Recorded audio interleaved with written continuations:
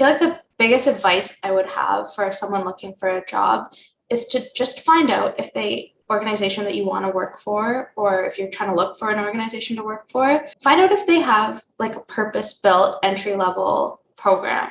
For example, RBC, like on my design team, doesn't hire anybody junior.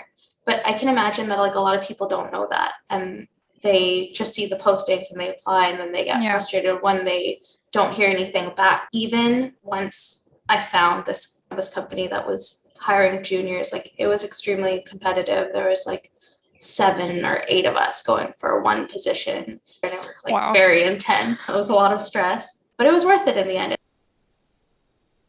Hi, friends. I'm with Chelsea today. And Chelsea, do you want to start off by giving an introduction of yourself? Yeah, thanks so much for having me, Pavi. So my name is Chelsea Carrasco. I am a design researcher. I currently work at Royal Bank of Canada.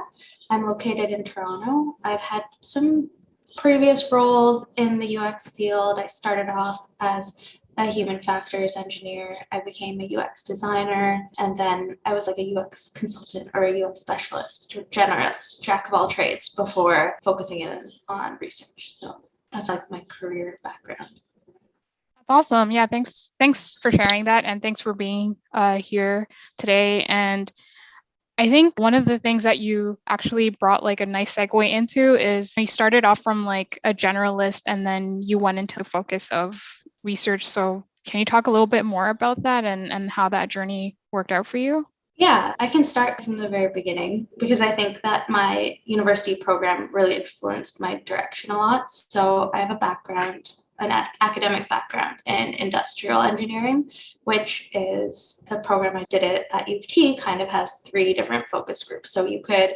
focus on manufacturing systems engineering, you could focus on information systems engineering, so like databases, computer architecture, or you could focus on human systems engineering. And so when I was in school, the human systems courses were the ones that I was more drawn to and more interested in. I started off my career looking for jobs in what they call human factors engineering. I did an internship that at the time seemed so detached from what I'm working on now, but really what it was how nuclear operators can conduct shutdown processes and be able to do them without stress, without running out of time, without having any kind of like physical or cognitive problems, like following the instructions and doing it in the right amount of time, which is really similar to the types of usability assessments that we would do today with a digital system. So that was like my first internship. It was my first taste of the field. But I knew that the nuclear power industry was like a little bit slow. It wasn't that fast in terms of the types of technology it used, the methodologies. So once I finished that, like I knew I was really interested in that type of work, but I wanted to apply it like somewhere a little bit more modern, maybe the best way to put it. Coming out of that, there weren't that many options. Like I was looking at what type of entry-level design jobs existed, and there was a speaker that came to our school from an agency called Sapient, and they were hiring for junior information architects at the time. And it was like a program meant for entry-level people, and they told us all about these neat different digital online user experiences that they would build. And so that ended up being my first UX job. The job there was definitely a generalist role. Like it was doing mock-ups, wireframes of marketing websites, different types of digital solutions for our clients. And so being an agency had different clients, like some of them were Loblaws Group, some of them were Jeep, like the car manufacturer. So it would be like the website that you'd go to if you went to like www.jeep.com or the public-facing website where you could just look at things, find out how big the wheels are on the Jeep, find out what time your grocery store was open. And a lot of the work that we were doing was not evidence-based. So it was just like projects that were sold through. You did the design work, you had a heuristic evaluation, maybe by a really experienced creative director, and then they were like, okay, they would review your work. They'd be like, this is good, this works, and they would go off and make it. And being like just coming out of school, just finished my undergrad, I really wanted to understand like why did those interfaces, why did those experiences work? We weren't testing it with our audiences. We didn't know for a fact that it worked. It just had the stamp of approval of someone really senior. And they were going off of like years and years of their kind of instincts and their knowledge. And I think they were making good decisions. Like they were right. Those experiences that we designed did work, but I didn't understand why. And as a result of that, I felt like my learning curve, it was really steep at first when it came to like, doing wireframes, doing prototypes, understanding the problem. But then it plateaued because I didn't understand why the solution worked, how it worked, and how people would use it. So I felt like there was a really big gap in my expertise. And I felt like if I stayed in this type of agency where that was the type of work that they were selling to their clients, it would take me like 10 years to gain that type of gut instinct to be like, okay, this is good and this is bad. So I made the decision to go back to school and do a research, like thesis-based master's, where I would learn how to do testing with like human participants and see how to do usability testing, like how to do a proper academic research study and gain some of the skills and knowledge to do things like this would have been 2016. And there weren't design research like roles, specific roles in Toronto. It was really rare. It was even rare to have UX design roles at all, I feel like. Right. Yeah. 10 years or so. So I didn't go into it thinking like, oh, I want to be a design researcher, but I did know that I wanted to do design that was a little more factual, probably because I'm an engineer and I'm a nerd. So that is what brought me from generalist to specialist in research at a really high level. There's a few more stories in there. No, this is really cool. And I like how you grew into that role because you started off coming from a human factors background and then you dipped your feet into a UX generalist sort of role. And at a time when like UX wasn't as popular, I would say, as it is today. And you found that there was a gap. And I think that really shows like your self-awareness. And then you tried to understand that more and then you dove into research. So I know you touched a little bit on why like UX research interested you. And just talking about UX research, there might be a couple people that are listening that might not really have too much knowledge about what UX research is and what that role entails. Would you be able to touch on that a little bit and the kind of work that you do today? Yeah, so the way I see UX research is probably different than a lot of researchers coming from a design background. But the way I see it is a UX researcher do different activities and use kind of a toolkit of sorts to get the information needed in order to make decisions about design. And so they tend to fall into two categories. There can be what they call generative research methodologies, which are meant to, I'm not an expert on this. I don't even think I'm qualified to speak on this, but at a really high level, generative research is any kind of like exploratory research. It's meant to come up with ideas, to understand a problem space, and to generate kind of information about the thing you're trying to solve to come up with ideas. So when we're thinking about the design thinking double diamond, those are all the types of activities that fall in the first diamond. So that could be SME interviews to understand the problem space. It could be focus groups with your target audience. It could be like open card sorting to think about how people create a mental model of different categories or different ideas. And there's diary studies, like there's a whole list, different what they call generative research, which is typically done at the beginning of a project in order to come up with ideas. And then in the second half of the double diamond, when it comes to prototyping, testing, we would do what's called evaluative research, which is somewhat self-explanatory. You're evaluating a design. And so you could be evaluating something really low fidelity, like a concept, an idea, a mental model, or you could be evaluating a really high fidelity prototype that is an actual website that does calculations that functions exactly like the website would, to anything in between, like a Wizard of Oz prototype where you're like pretending something is moving, or what we would I think is most common is something mocked up in Figma, Axure, or Sketch or InVision that seems like more or less realistic. And evaluative research would be like usability testing, navigation testing, first click testing, see where people go, see what they do to determine how usable, like it depends on the objective, to determine how good that design is and evaluate it.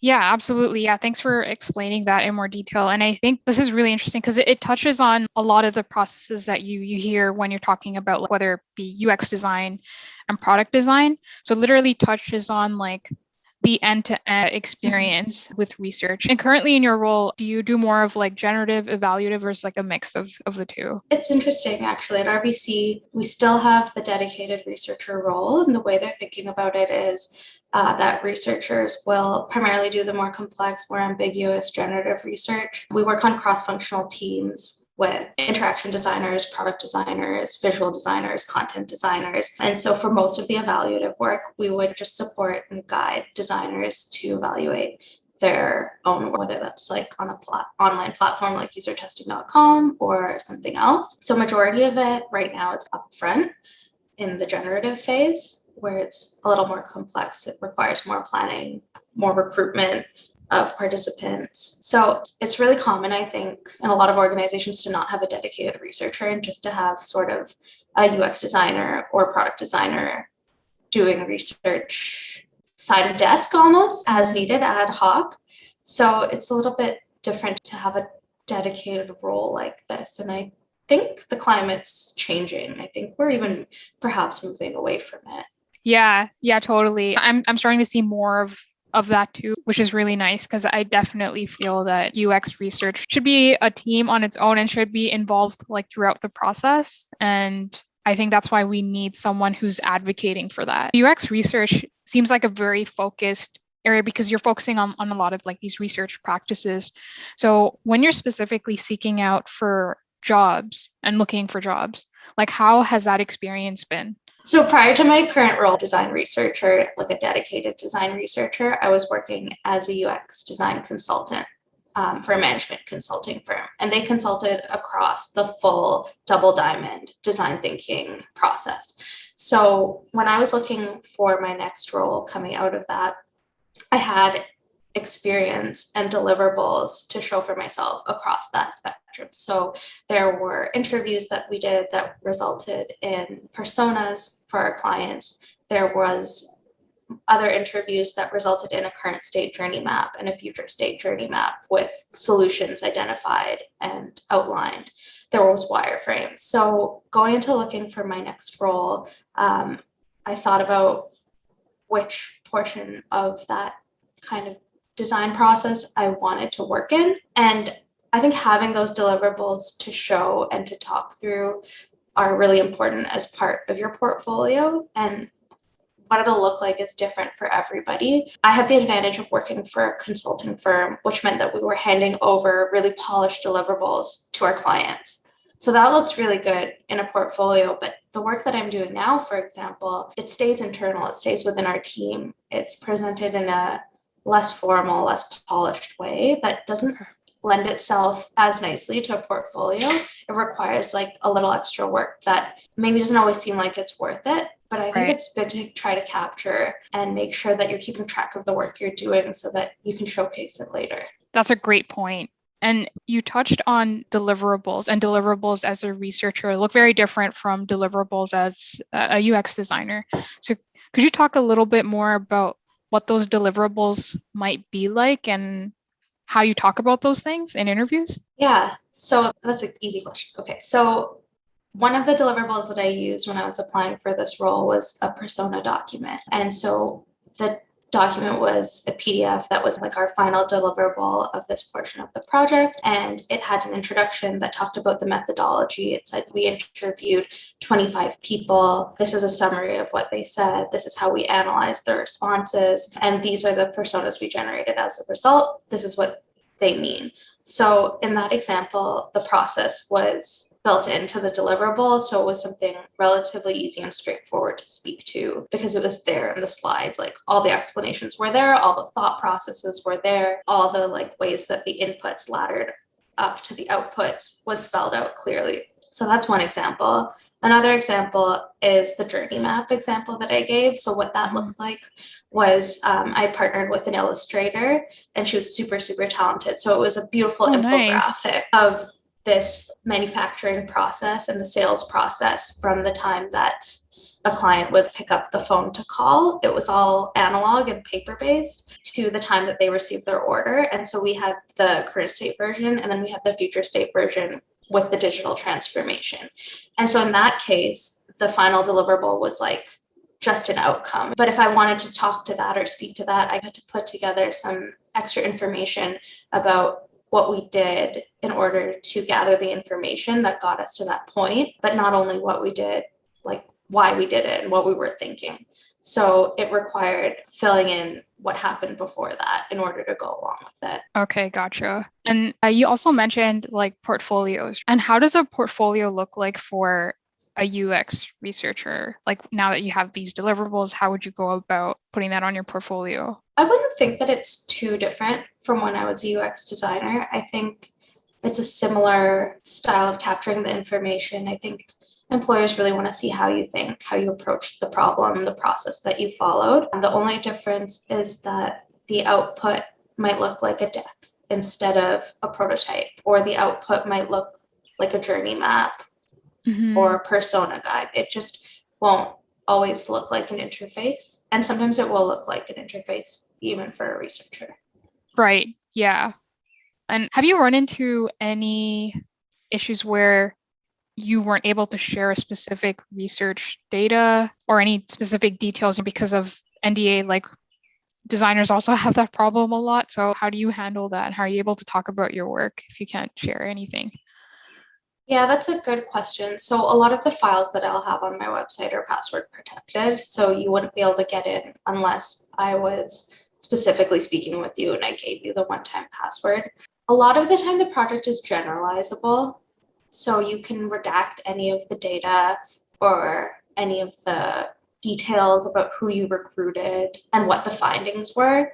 But you can say like the findings were favorable. We found 2 actionable insights that changed the training process or that changed the flow. And often a prospective employer is looking to know how you approach the problem, what type of interpersonal challenges came up with, like that you had to overcome. How did you persuade an audience to believe a research insight rather than the actual insight itself? You sometimes just have to get to the heart of what the employer is trying to understand, because usually it's not the actual finding. Yeah. Yeah, that makes a lot of sense. You spoke about something that was really interesting earlier, which was around keeping track of your work and having a record of it. Is there any method you use to do that? Whether it be like with your previous jobs and I guess like with schoolwork, how were you able to keep track of everything? I don't think I'm the best person to take this advice from. I have a Google Drive that I just dump things in, and obviously you can sort it by date. So I put certain files in there. I think you have to be careful with that because not all employers, you have to be careful with what you put in your own drive. Like you can't always download your files, like exactly what you said before. So I try to keep a track of anything I'm proud of, anything that's interesting. One of the good things about jobs is that they do ask you to track your accomplishments, right? Every year, Yeah. you have to say what you did. And I think that's the moment where it's good to just copy whatever you told your job and you said, this is all the good things I did in 2020. It's just copy that and keep a copy for yourself to refer back to later. Yeah, that's such a great point. And likewise, it's something that I have to also get better at because I think it's one of the things we sometimes tend to forget or don't prioritize. And then you realize it and it's already too late because the project that you worked on last year, you're not going to remember like the details. You're not going to remember the specific challenges and like how you overcame those. And these are the stories that you want to tell for your interviews or whenever you're talking about your work. Yeah, I don't know if Shopify is like that or in your previous experiences, but I think most places have like an annual review of some kind. Yeah. And you have to do it. So exactly. I'd rather be efficient and make double use of that annual review. Yeah, I think that's a great point. Let's chat about some of the challenges that you've had. Maybe if we can think back to when you were first seeking out a UX role. Yeah, so the biggest challenge was getting my foot in the door the first time. I know it's not specific to research, but it was so hard to find an organization that would take on an entry level designer, especially with the non kind of design experience, academic experience that I had. So I didn't really have the benefit of going through a design program that had a co-op, like something like Sheridan has, for example. And then looking at a lot of the jobs that were available, and even thinking about the field now, a lot of companies don't want to hire entry-level designers, UX designers. So I feel like the biggest advice I would have for someone looking for a job is to just find out if the organization that you want to work for, or if you're trying to look for an organization to work for, find out if they have like a purpose-built entry-level program, because that makes life so much easier. And that's how I got my foot in the door. Like, they came to our campus, they talked to us about what they had to offer at Sapient. And they also were actively looking for people straight out of school. For example, RBC, like on my design team, doesn't hire anybody junior. But I can imagine that like a lot of people don't know that, and they just see the postings and they apply, and then they get frustrated when they don't hear anything back. But they specifically don't hire anyone junior. There's almost no exceptions to that. Whereas a company like Sapient has a whole program that supports you, that takes you through that first year. And even like the hiring process is more structured and more tailored to somebody who'd be coming out of university. So they'll know how to identify a candidate based on school projects. Whereas like a lot of companies, like that's not even an option. So I feel like that would have saved me like a lot of time and stress, knowing that there are like companies that hire juniors and there's ones that don't. And then I'm sure there's a gray area of ones that are in between. But might as well start with those ones that specifically are looking for you. So that would be my advice, because getting my foot in the door was so difficult. Even once I found this company that was hiring juniors, like it was extremely competitive. There was like 7 or 8 of us going for one position. And you have to go through one of those like day-long interviews where they put everyone in a room together, and it was like very intense. It was a lot of stress. But it was worth it in the end. And if you didn't get selected that year, they would keep your name for next year if they liked you. So it's not all hope was lost. So I think that those types of programs are really beneficial for anyone just starting out. It's a great idea to seek out companies that specifically have programs that are designed to help support things like UX research or UX design, because as you said, there are a lot of companies at the same time out there that are looking for more senior roles. And it's because they want someone with more experience based on the expectations they have at work from day to day. And it can be frustrating to sit on the other side and be like, why am I not being hired? But I think by, like you said, seeking out these specific companies like Sapient, as you mentioned, that have these programs or have this support can help you. And I think can help you grow, especially as a beginner. You definitely need someone to lean on, to learn from, because it can be very difficult to take such a huge responsibility on your own at the start of your career. So what are some of the typical challenges you face like day to day as a UX researcher? There's a handful of like typical UX researcher challenges that I experience. So the first one is you can never really recruit your perfect ideal participant, the person who is the target. It can be really time consuming, it can be really expensive. So you have to make a lot of compromises, and you have to use a lot of judgment calls in order to decide like what is good enough. When is the research done? At what point do you stop and say, okay, this is useful enough? Because you're never going to get perfect in a workplace setting. And then the other challenge that I find personally for me is that research can often end up in a silo by itself. So you're just like doing the research by yourself, and then it's like a bit of a waterfall or like a handoff where you just throw the insights over to the designers, who then get to go solve the problem. And what that means is like you as the researcher are just focusing on a problem a lot, and you're just understanding a problem. It can be really esoteric and like really abstract, and you get detached from the solution space, and you get detached from the other designers because you're getting brought like further and further to the left of the design process. But for me, I like to work in a collaborative environment, and I really like to solve problems, not just think about understanding them so someone else can solve them. Exactly. Thanks for sharing these challenges, because I think these are like very real challenges that you would experience or you might observe at a company that has research. I totally agree with you, because I've seen that too, where they get detached from the rest of the process and they have so much knowledge And researchers have, I think, context, and context is power. And I think that plays like a really important role when you're thinking about designing something for people and building something for people that's going to solve a specific problem or pain point. Another common problem, like less so for me personally, but it's being detached in the opposite direction. It's something gets fully built and then they're like, here you go, test out if this works or not. And the researcher tests it, but there's no avenue for any iteration. It's just a checkbox at the end of the process. But luckily, I don't find that at my organization. So. Yeah, I totally hear you on that. Yeah, thanks. Yeah, thanks so much for sharing that. And I wanted to end off with asking you if you had a piece of advice you'd want folks to take away from this, what would that be? So I feel like, and I really believe it's so cheesy, but my biggest piece of advice is to grow and maintain your network. Because once you get that first job, the rest of them tend to be as a result of someone you met, someone you worked with, and building your reputation of doing good work is extremely important. Maintaining that reputation and maintaining all the relationships, the people that you liked working with are going to move on to some really interesting new things, and you never know where they're going to go and where that could bring you. I don't think that's cheesy. I think that's a very, I would say, like often overlooked point. Like networking plays such a huge role in this field.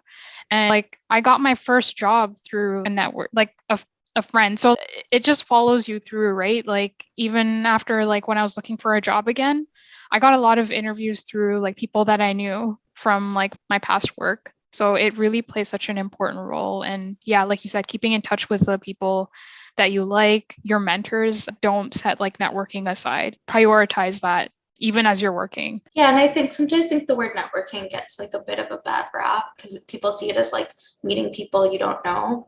But I actually think of it more as like maintaining my career and work relationships. Yeah, absolutely. Even once I've moved on from a role.